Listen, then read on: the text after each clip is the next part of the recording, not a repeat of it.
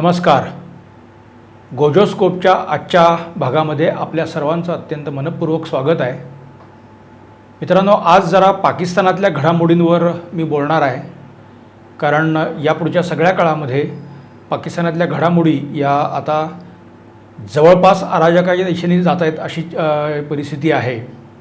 कदाचित पाकिस्तानात पुढच्या वर्षात निवडणुकाही घेतल्या जातील आणि त्याची पूर्वतयारी ही पुढच्या महिन्यापासून कदाचित सुरूही होईल. परंतु सध्या तिथलं एकूण चित्र हे अत्यंत गोंधळाचं आहे. त्यामुळे तो विषय जरा आज आपण चर्चेत घ्यावा असं मी ठरवलेलं आहे. त्याचं दुसरं एक कारण असं आहे की पाकिस्तानच्या ISI म्हणजे इंटर सर्व्हिसेस इंटेलिजन्स या गुप्तचर यंत्रणेच्या प्रमुखपदाची नियुक्ती हा अत्यंत कळीचा मुद्दा बनलेला आहे आणि त्याच्यावरून इम्रान, त्यांचा पक्ष आणि लष्कर याच्यामध्ये सध्या संबंध कमालीचे ताणले गेलेले आहेत. आज कदाचित त्यांची अधिसूचना म्हणजे नदीम अंजुम या लेफ्टनंट जनरलला ISIचे प्रमुख म्हणून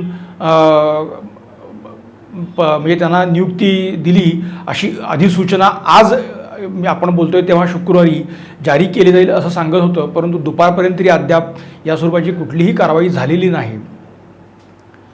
तर एकूण पाकिस्तानात सध्या सुरू काय आहे हा एक अत्यंत चर्चेचा आणि कळीचा मुद्दा आहे. त्याचे अनेक पैलू आहेत, पण आपण टप्प्याटप्प्याने थोडक्यात बघूया.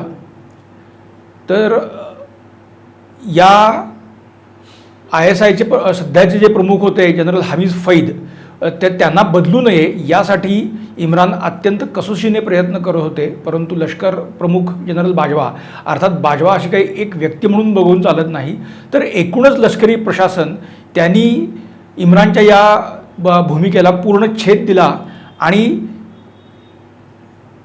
फैज यांच्या जागी कराची कोअरचे कमांडर नदीम अंजुम यांची नियुक्ती तिथं केली.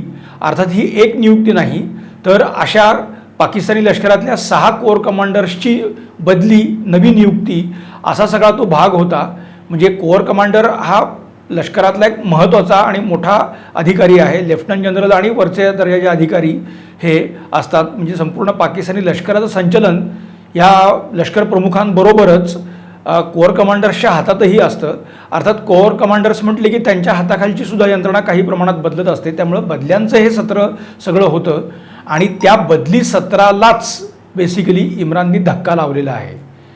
एकतर लष्कराने दिलेलं नाव जे आहे ते टाळणं हेच मुळात लष्कराला आवडलेलं नाही. एवढंच नाही तर या बदल्यासुद्धा आता रखडल्या आहेत.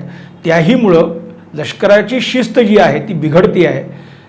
हे लष्कर कधीही खपवून घेणार नाही, परंतु सध्या तरी आस्ते कदम धोरण लष्कराने ठेवले. आता यात गंमत कशी आहे की इम्राननी फैज यांच्या बदलीचा आदेश काढायला नकार का दिला, तर अत्यंत इंटरेस्टिंग गोष्ट अशी सांगितली जाते. इम्रान यांची विद्यमान पत्नी, ती त्यांची तिसरी पत्नी आहे, बुशरा बीबी असं तिचं नाव आहे आणि त्या बुशरा बीबीचा सुद्धा इम्रानबरोबरचा दुसरा निकाह आहे. हे असं जोडपं. तर ती मांत्रिक आहे असं सांगितलं जातं आणि तिच्या सल्ल्याने इम्रान बऱ्याचदा निर्णय घेतो अशी चर्चा पूर्वी अगदी काय म्हणतात त्याला आपण कुजबूज आघाडी होती, पण ती आता गेल्या 15 दिवसात जोरकसपणे सुरू आहे. आणि तिनेच इम्रानला सांगितलं की म्हणजे आता हा ज्योतिषाचा थोडासा ह्यात अँगल आहे. म्हणजे मंगळ अस्ताला जातोय, तो गुरु बदलणार आहे, बुधाचं भ्रमण हे होणार आहे. आता मी त्यातला तज्ज्ञ नाही, पण अशा सगळ्या घटना आहेत. तर तुम्ही जस्ट बाय द टाईम आणि आत्ता कुठलीही नवीन नियुक्ती करू नका असा हट्ट बुशरा बीबीनी धरल्यामुळे इम्रान चालढकल करतोय. आणि मग त्या बाजवांना मारण्यासाठी बुशरा बीबी कशा पद्धतीनं एकूण त्या तंत्रविद्येचा वापर करते आहे वगैरे ही चर्चा पाकिस्तानमध्ये मोठ्या प्रमाणावर सुरू आहे. आणि पाकिस्तान नाही तर जगभरही त्या संदर्भातली काही एक चर्चा आता एकदम सुरू होऊन गेलेली आहे. मित्रांनो, ही म्हणजे आपल्याकडे आपण पूर्वी म्हणायचो ना भानामती, तर तशी सगळे भानामतीचा काहीतरी प्रयोग ती करते आहे बाजवांना ठार मारण्यासाठी किंवा हटवण्यासाठी. असा सगळा हा विषय अचानक सुरू झाला आणि इम्रान त्यात हास्यास्पद ठरायला लागले.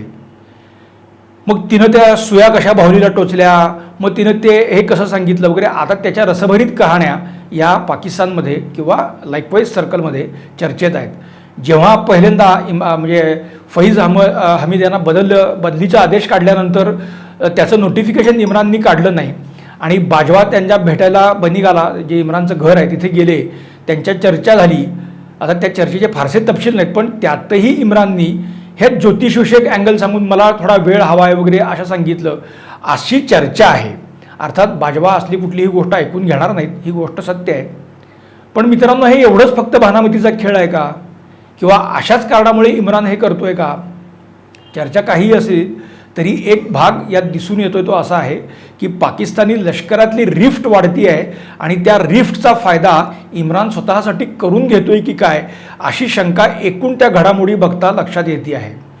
एकतर हमीद फैज आणि इम्रान गेले 4 वर्ष 5 वर्ष हे बऱ्यापैकी एकदिलानं काम करतात. त्यात इम्रान सरकार येऊन सत्तेवर तर 3 वर्ष झालीत आणि हे 3 वर्ष जनरल फैज हे इम्रान बरोबरच काम करतात. त्यामुळे यापूर्वी नवाज शरीफ असतील किंवा पीपल्स पार्टीचे नेते असतील, त्यांनी इम्रानला अडचणीत आणायचे असंख्य प्रयत्न केले. त्या प्रत्येक वेळेला जनरल फैज यांनी इम्रानला वाचवलेलं होतं. पण इम्रानची एकूण कारकीर्दच इतकी खराब आहे की बोलायची सोय नाही. पाकिस्तानातली महागाई दिवसेंदिवस वाढती आहे. मुळात नया पाकिस्तानचा नारा इम्राननी दिला होता, आम्ही भ्रष्टाचार निपटून काढू, असं इथे रियासते मदिना अगदी स्वर्गीय राज्य निर्माण करू वगैरे सगळ्या वल्गना केल्या होत्या. प्रत्यक्षात त्यातलं काहीही घडू शकलेलं नाही. इम्रानच्या या 3 वर्षाच्या कालखंडामध्ये भ्रष्टाचार प्रचंड वाढलेला आहे.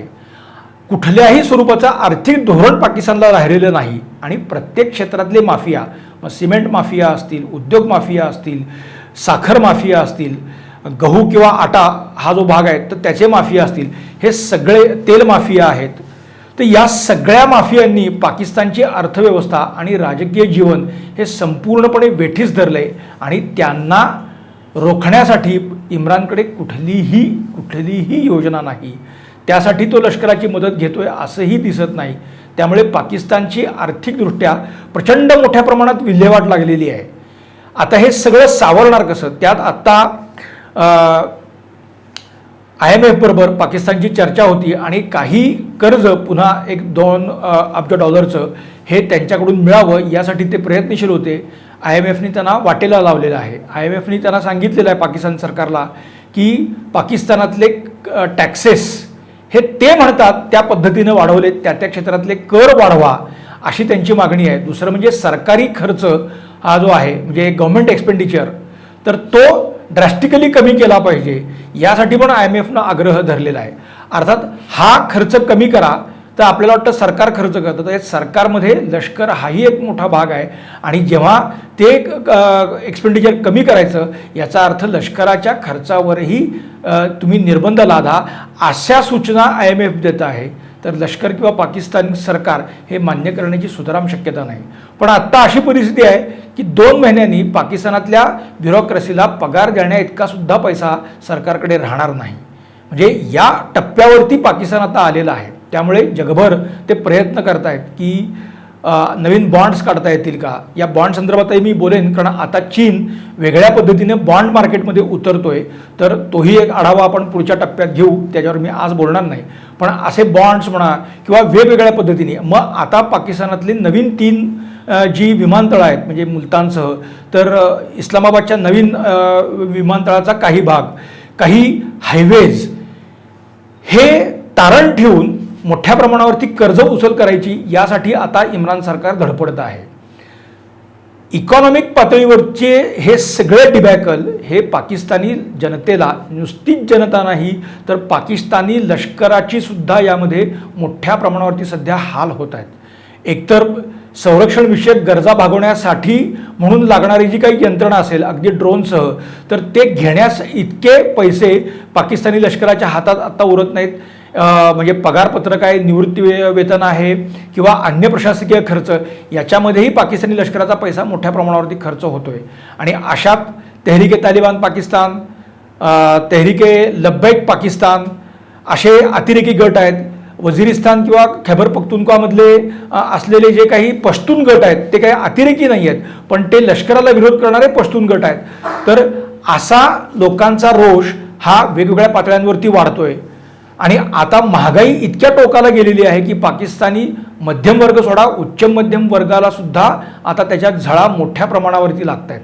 म्हणजे आज आपण बोलतोय शुक्रवारी, त्यावेळेला पाकिस्तानच्या रुपया आणि डॉलरचं जे विनिमय मूल्य आहे तर $1 175 रुपये आणि पुढं एवढे पाकिस्तानी रुपये गेलेले आहेत. म्हणजे रुपयाचं अवमूल्यन किती मोठ्या प्रमाणावर झालं आहे हे यातून दिसून येते. अर्थात त्या फिस्कल संदर्भात आपण बोलायची गरज नाही, कारण त्याचे काही वेगळे डायनॅमिक्स आहेत. पण त्यातला एक भाग असा आहे की पाकिस्तानकडे जे डॉलर्स आत्ता मोठ्या प्रमाणावरती उपलब्ध आहेत तर ते चोरट्या मार्गांनी अफगाणिस्तानात तालिबान सरकारला दिले जात आहेत आणि ते तालिबान सरकार वाचवण्याचा प्रयत्न पाकिस्तान करत आहे. हे अमेरिका किंवा युरोपच्या नजरेतून सुटलेलं नाही. त्यामुळे तोही एक जो दबाव आहे तो पाकिस्तानी लष्करावरती आता मोठ्या प्रमाणावरती येतोय. आणि रुटीन बदल्या, परंतु कोर कमांडर्सच्या या ज्या आहेत तर अशा बदल्यांनाच डायरेक्ट इम्राननी विरोध केलेला आहे. अर्थात रूल्स ऑफ गव्हर्नन्स जो असतो, म्हणजे सरकारने कसं काम करावं याबाबतची एक नियमावली ही प्रत्येक सरकारमध्ये असते, ती काही फक्त पाकिस्तानात आहे असं नाही. तर त्याच्यामध्ये 2010मध्ये एक बदल 2008मध्ये केला गेला होता की हे जे लेफ्टनंट जनरल आणि अबाव यांच्या नियुक्त्या असतील, म्हणजे कोर कमांडर म्हणजे मुळात आधी मेजर जनरलचं लेफ्टनंट जनरल होणं आणि तिथून वरच्या नियुक्त्या, तर याच्यामध्ये सरकारला, पाकिस्तान सरकारला म्हणजे पाकिस्तानच्या पंतप्रधानांना हा म्हणजे अपर हँड असेल आणि ते सही करून त्याबाबतची अधिसूचना राष्ट्रपतींकडे देतील आणि राष्ट्रपतींच्या सहीनी ती अधिसूचना प्रसिद्ध होऊन पदोन्नती, बदल्या हे सगळं राबवलं जाईल. अर्थात रूल्स ऑफ बिझनेस जरी असे असले तरी पाकिस्तानात असे काय सगळे रूल्स ऑफ बिझनेस फॉलो केले जातात असं होत नाही. यापूर्वी ISIचा प्रमुख कोणाला नेमावं तर भुत्तो असतील, बेनझीर भुत्तो असतील, नवाज शरीफ असतील किंवा त्याच्या आधीचे जुनो नावाचे जे पंतप्रधान होते किंवा युसुफ रजा गिलानी, असे सगळे लोक होते. तर त्यांनी तो एक प्रिव्हिलेज घेतलेला होता. म्हणजे ते रूल्स ऑफ बिझनेसमध्ये आहे म्हणूनही होतं आणि आमच्या पसंतीचा माणूस असू दे. तर त्यावेळेला लष्कर 3 नावं पाठवायची आणि त्यातलं एक नाव सिलेक्ट करून पंतप्रधान हा हवा असा आग्रह धरायचे. तर ही बाब इम्रानला का नाकारली गेली असा प्रश्न पाकिस्तानी लष्करातलाच एक गट करतो आहे की जर हे नवाज शरीफ किंवा या सगळ्या लोकांना ही संधी, तर बाजवांनी ही संधी इम्रानला का दिली नाही असा प्रश्न याच्यातून दिसून येते. ती बाब अशी आहे की पाकिस्तानी लष्करामध्ये सुद्धा सगळं आलबेल आहे असं नाही. जनरल हमीद फैद यांना का ठेवावं याच्यामागे इम्रानचं एक धोरण असं होतं की गेली 3 वर्ष ते इम्रानबरोबर काम करतात आहेत, त्यामुळे त्यांचं एक वर्किंग रिलेशन अतिशय सुंदर आहे आणि ज्या वेळेला इम्रान अडचणीत येईल त्या त्यावेळेला फैज धावून येत होते. त्याच्या बदल्यामध्ये लष्कर प्रमुख म्हणून इम्राननी फैजना नेमावं अशा हालचाली होत्या. आत्ता जर फैज लष्कर प्रमुख झाले तर किमान पुढची 7 ते 8 वर्ष ते लष्करातून निवृत्त होणार नाहीत.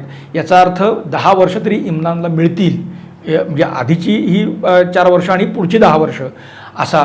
आणि या सगळ्या कालखंडामध्ये मग पाकिस्तान पीपल्स पार्टी असेल किंवा नवाज शरीफ यांचा नून लीग पक्ष असेल तर हे सगळे ऑब्व्हियसली आत्ता बॅकफूटवर आहेत, तर ते पुढच्या काळात मोठ्या प्रमाणावरती बॅकफूटला जातील आणि इम्रानला, त्याच्या पक्षाला मोठ्या प्रमाणावरती पाकिस्तानमध्ये से राहील.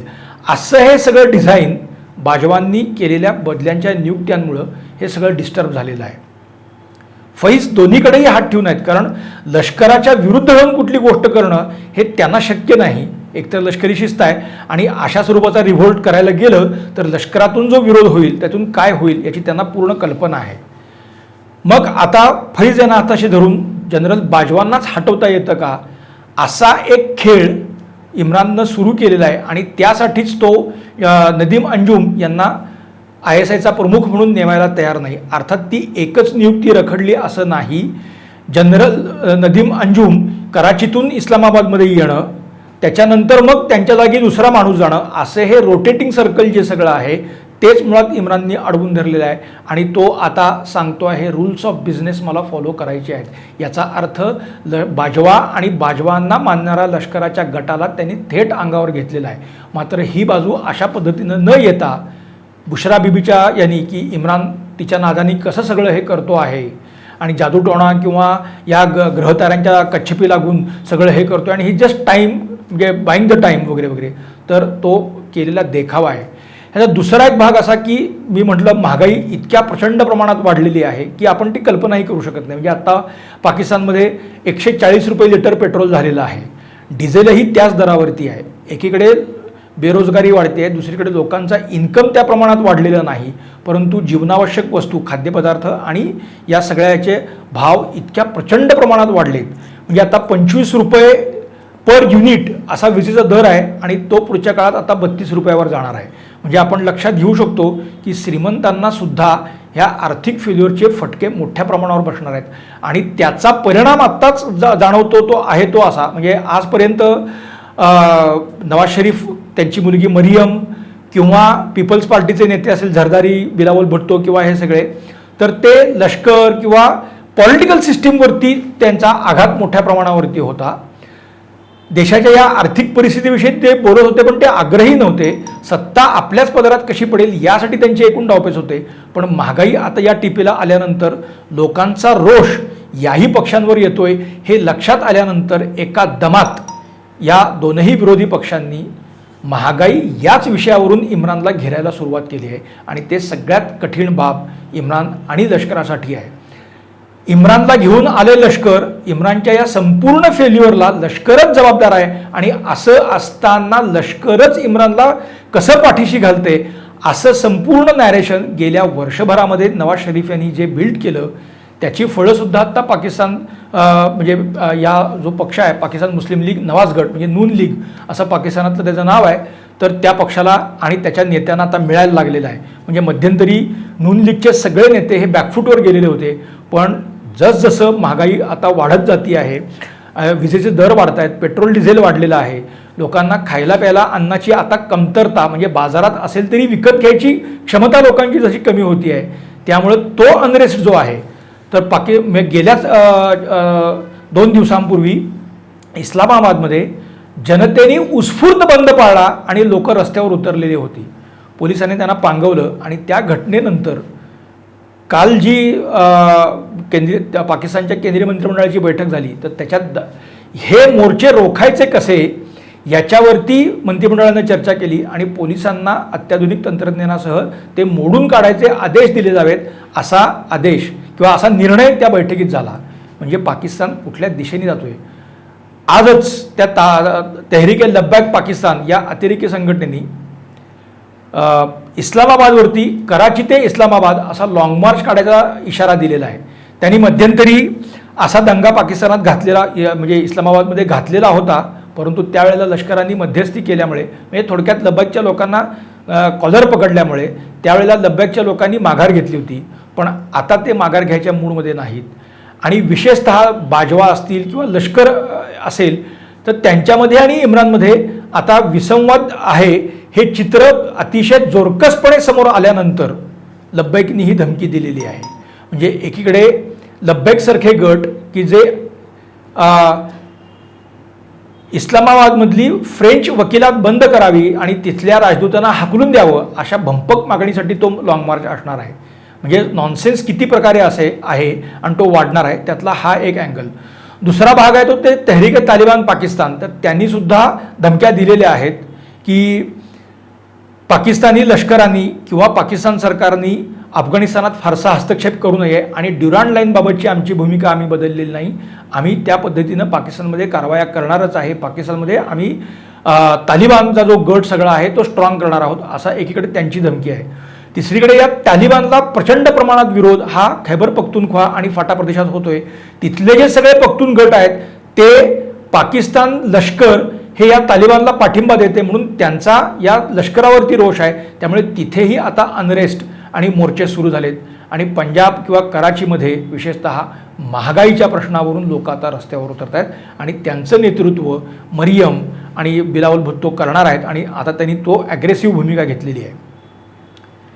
इम्रानचं सरकार गेल्यानंतर शहबाज शरीफ यांना पंतप्रधान करावं अशी एक मागणी किंवा सूचना बाजवा आणि त्यांच्या गटाने नवाज शरीफ यांना केली होती आणि त्यावेळेला नवाज शरीफ यांनी त्याला संपूर्णपणे स्पष्टपणे नकार दिला. त्याचं एक कारण आता असं आहे की जवळजवळ 3.5 वर्ष झाली इम्रान सत्तेवर आलेला आहे. अजून म्हणजे 2023च्या मार्च एप्रिलमध्ये पाकिस्तानात तशीही सार्वत्रिक निवडणूक होणार आहे. एकीकडे आर्थिक दिवाळखोरीच्या उंबरठ्यावर असलेल्या पाकिस्तानची सूत्र आत्ता अशा अत्यंत अडचणीच्या वेळी हातात घेणं हे या दोन्ही पक्षांना मान्य नाही. PTI म्हणजे इम्रानचा जो पक्ष आहे तर इम्रानलाच सत्तेवरून हटवून त्याच पक्षातल्या एखाद्या माणसाला तात्पुरतं तरी तुम्ही पंतप्रधान करा, अन्यथा हे सरकार रद्दबातल करून देशात म्हणजे पाकिस्तानात नव्याने निवडणुका घ्या, नवीन निवडणुकांमध्ये जे पक्ष सत्तेवर म्हणजे ज्या पक्षाला बहुमत मिळेल तो पक्ष सत्तेवर येईल आणि त्याच्याबरोबर लष्करांनी काही तडजोडी म्हणा किंवा सलोखा करावा अशी सूचना आता बिलावल किंवा मरियम करते आहे. एकूण ते भानामतीचा खेळ जो आहे तो सगळा भानामतीचा खेळ ती बुशरा बीबी करते की नाही हे आपल्याला सांगता येत नाही, पण त्या भानामतीच्या आड सगळे सुरू असलेले हे गेम लक्षात घ्यावे लागतील की लष्करातलेच दोन गट एकमेकाच्या विरुद्ध राजकारण्यांना वापरतायत. दुसरीकडे आता राजकारणीसुद्धा आपापल्या स्वार्थासाठी लष्करी गटांना पाठिंबा द्यायला किंवा हे करतायत. म्हणजे ज्या बाजवांना गेले वर्षभर ही मरियम नवाज किंवा नवाज शरीफ ज्या गतीने शिव्या देत होते किंवा त्यांच्यावर टीकेची धार त्यांनी चढवलेली होती, ज्या वेळेला इम्राननी फैज यांना म्हणजे यांच्या बदलीला विरोध करून नदीम अंजुम यांना नियुक्त करण्याला विरोध केला आणि रूल्स ऑफ बिझनेसचा मुद्दा त्यांनी हळूच पुढे आणला, त्यावेळेला एका फटक्यात मरियम नवाजनी बाजवांची बाजू घेतली. म्हणजे हा शिफ्ट जो आहे भूमिकेतला हा शिफ्टसुद्धा बऱ्यापैकी म्हणण्यापेक्षा खूप काही सांगून जातो. इम्राननी एक धोरण आत्ता असं आणलेलं आहे, आपल्याकडे जशा EVM वरती निवडणुका होतात तशा निवडणुका पाकिस्तानमध्ये घ्याव्यात म्हणून इम्रान आणि त्याचा पक्ष अत्यंत कसोशीने प्रयत्न करतोय. परंतु आता वाढती महागाई किंवा हे सगळं लक्षात घेता मुळात हे सरकार किंवा इम्रानच राहू नये यासाठी हे सगळे एकत्र आलेले आहेत असं म्हणतात. म्हणजे आपल्याला माहिती आहे एका महिन्यात दोन तलवारी राहत नाहीत. पाकिस्तानचा लष्करशाह नेहमी ॲटोक्रॅटच राहिलेला आहे, पण इम्रान हा वृत्तीने असाच ॲटोक्रॅट आहे आणि त्याला लष्करसुद्धा आपल्या अंकित असावं असंच नेहमी वाटतं आहे. हे गेल्या 3 वर्षातल्या त्याच्या एकूण धोरणांवरून आणि वाटचालींवरून दिसत आहे. त्यामुळे हा जो टग ऑफ वॉर सत्तेसाठीचा आणि ॲटोक्रसीसाठीचा जो टग ऑफ वॉर जो सुरू झालेला आहे त्यातून फक्त आत्ता दिसतं आहे ते असं आहे की another Syria is in making in our backyard असं त्याचं एका वाक्यात वर्णन करता येईल. सिरियामध्ये ज्या पद्धतीनं अराजक होऊन सिरियाचं ज्या पद्धतीनं एकूण राखरांगोळी झाली तर ती फक्त सिरिया नावाच्या एका देशाची नाही तर त्या प्रदेशातल्या असंख्य म्हणजे लागून असलेल्या सगळ्या देशांची आणि त्याची झळ या सिरियापासून खूप लांब असलेल्या पश्चिम युरोपला सुद्धा बसलेली आहे आणि ते अजूनही देश त्या झळीतून सावरलेले नाहीत. साधारणपणे सिरियाचा तो धडा आपण डोळ्यासमोर यासाठीच आणला पाहिजे कारण अनादर Syria is in our backyard. आता पाकिस्तानमध्ये पुढच्या काळामध्ये हा अनरेस्ट हा वाढतच जाणार आहे. बाजवा असतील किंवा त्यांचा जो सगळा गट आहे तर त्या गटाला अत्यंत ठाम भूमिका घेण्याची आवश्यकता आत्ता निर्माण झालेली आहे.